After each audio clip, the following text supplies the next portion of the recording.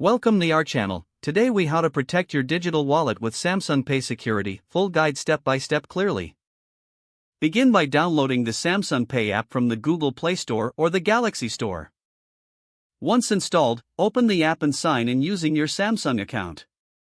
If you don't have an account, follow the prompts to create one.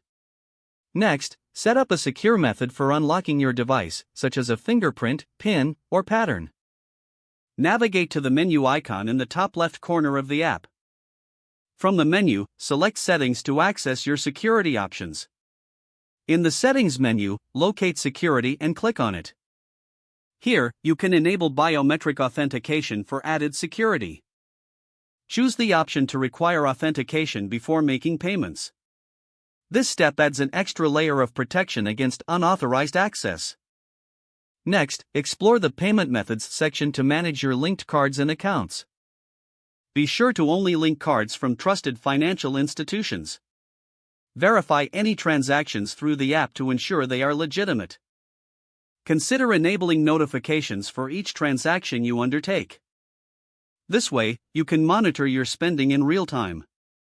To enhance security further, always keep your app updated. Frequent updates help protect against new security vulnerabilities. You can also set up Knox Security, which provides advanced protection for your device. Once enabled, Knox will monitor your device for any suspicious activity. Review your privacy settings from the main settings menu of your device. Ensure that location services are enabled for contactless payments. Remember to log out of the app when not in use on shared devices. Periodically review your linked accounts and cards for any unauthorized access. Finally, familiarize yourself with the app's security resources and tips. By following these steps, you can help safeguard your digital wallet with Samsung Pay. If the page does not load, refresh the browser or try again in a private or incognito window. Make sure you are using the correct email address, then retype it carefully to avoid small. If your password is not accepted, use the reset option and create a new strong password you can remember.